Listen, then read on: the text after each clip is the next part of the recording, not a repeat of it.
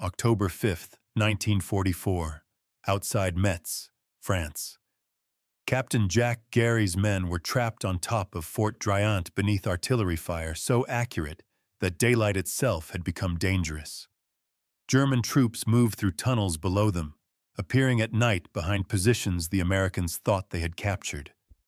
Gerrie's company had almost no equipment left, and the survivors were running out of men strong enough to hold a rifle. Yet General George S. Patton had already made his position clear. An attack by his army could not be allowed to fail. Then Gerrie sent a message that forced headquarters to confront what pride was costing.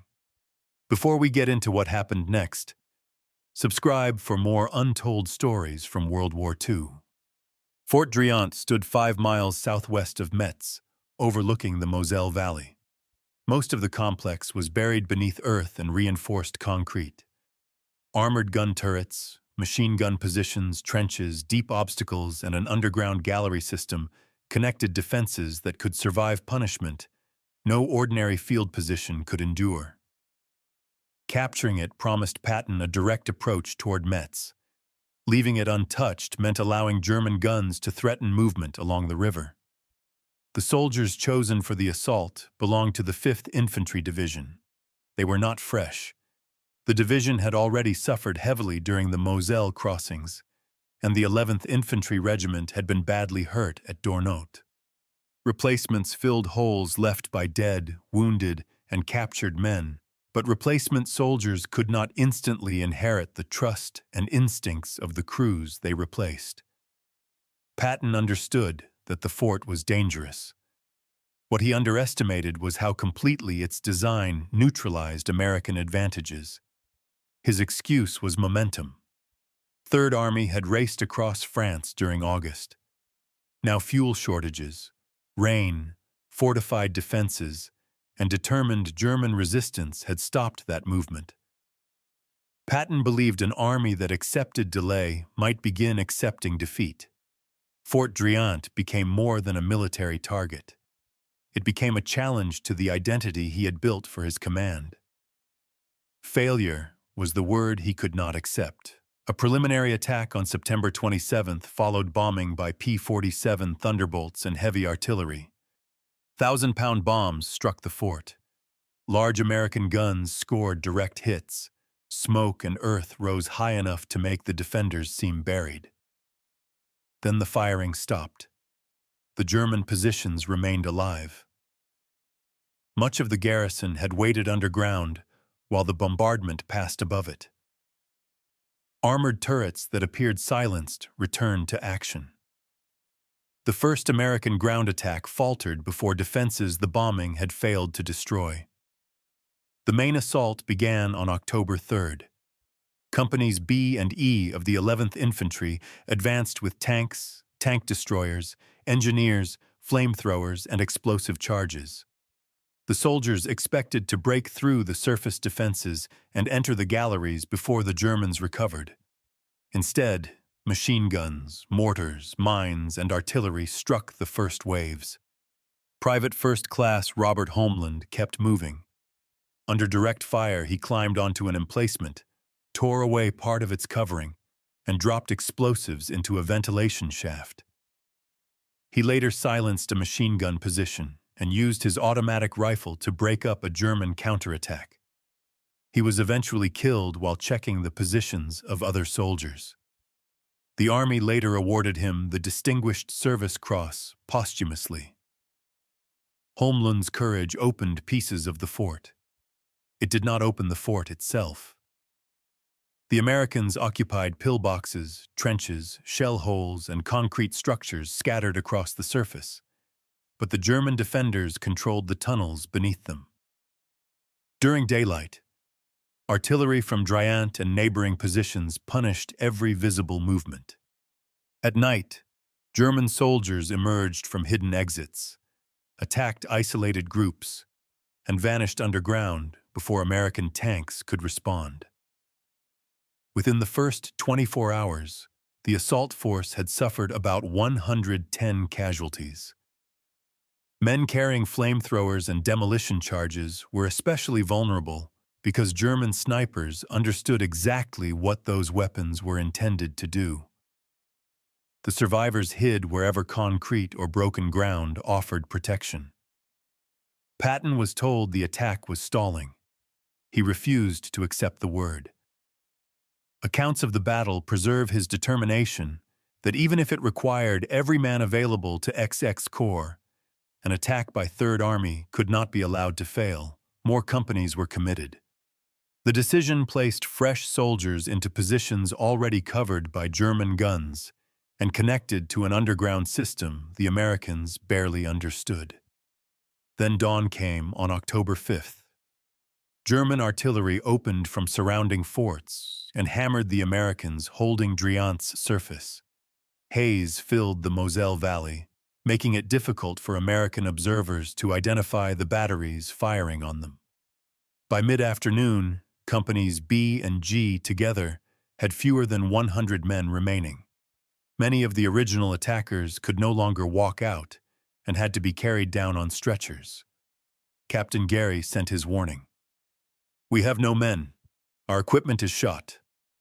He reported that enemy troops had infiltrated their position and that artillery was destroying what little strength remained. This was not a frightened officer inventing an excuse to avoid battle. Gerrie had proved his courage before Driant. His message described a company approaching physical extinction. Headquarters answered by relieving the battered companies. But Patton was not ready to abandon the fort. A new force under Brigadier General A.D. Warnock entered the battle. Infantry from the 10th and 2nd Regiments joined combat engineers for another attempt to penetrate the tunnel network. The men who came down on stretchers passed fresh soldiers moving upward into the same artillery zone. The renewed assault began on October 7th. One company captured several pillboxes, but German troops counterattacked and cut off its forward elements. Underground, an American platoon entered a passage only 3 feet wide. An iron door blocked the way. Engineers blasted through it and discovered the space behind packed with machinery, concrete, old weapons, and wreckage. They cut and dragged the obstruction away. Another door waited behind it. Explosives, welding equipment, smoke, and carbide fumes turned the tunnel into a poisoned corridor. Men inside the barracks above struggled for air as fumes seeped through the structure. Some took turns breathing near firing slits. Others risked German shells by running outside. When engineers finally blasted the next barrier, the explosion achieved almost nothing. German fire came through the darkness instead. By October 9th, more than 500 Americans had become casualties in the struggle, and the German garrison still appeared capable of holding. The fort had turned Patton's logic against him.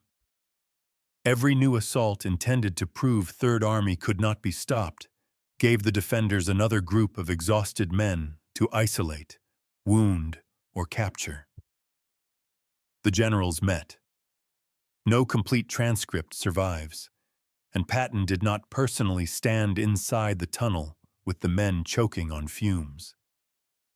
He received their condition through casualty lists, commanders' reports, failed objectives, and Gerrie's desperate message. This time he listened. "The show is going sour," Patton concluded. "We will have to pull out." The order reversed everything Patton had demanded days earlier. Stop the attack. Save whoever remained. During the night of October 12th to 13th, the last American soldiers withdrew from Fort Driant. Engineers placed explosives against captured structures and equipment they could not remove. 6 tanks were left behind for American artillery to destroy. The Germans barely interfered as the survivors slipped away from ground their friends had died trying to hold. There was no cheering when they came down. Some men had to be carried. Others walked past empty places where friends should have been. The assault had failed, and roughly half of the infantry committed to it had been killed or wounded. Fort Driant remained in German hands. The fort's later fate delivered the final reversal. Third Army changed its method around Metz. Instead of repeatedly smashing straight into the strongest fortifications, American forces surrounded positions, bypassed them, and attacked the city from more favorable directions. Metz was encircled in November. Fort Driant finally surrendered on December 8th, without another costly frontal assault, like the one Patton had insisted could not fail. Patton's decision to withdraw deserves credit because commanders often find it harder to stop a losing attack than to begin one. But the order came only after courage had been confused with persistence and persistence with success. The soldiers at Driant had not failed for lack of bravery.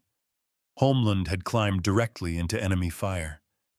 Gerrie's men had held beneath artillery until fewer than 100 remained. Engineers had entered tunnels where smoke, darkness, and German weapons waited behind every barrier. What failed was the belief that determination could force concrete, terrain, and military reality to obey a commander's reputation. Patton wanted an army that never admitted defeat. Fort Driant taught him that sometimes the most responsible command is the one he hated giving. Pull them out. Was Patton right to keep attacking Fort Driant for as long as he did? Or did his refusal to accept failure sacrifice soldiers for a position that should have been bypassed from the beginning? Tell us in the comments and subscribe for more untold stories from World War II.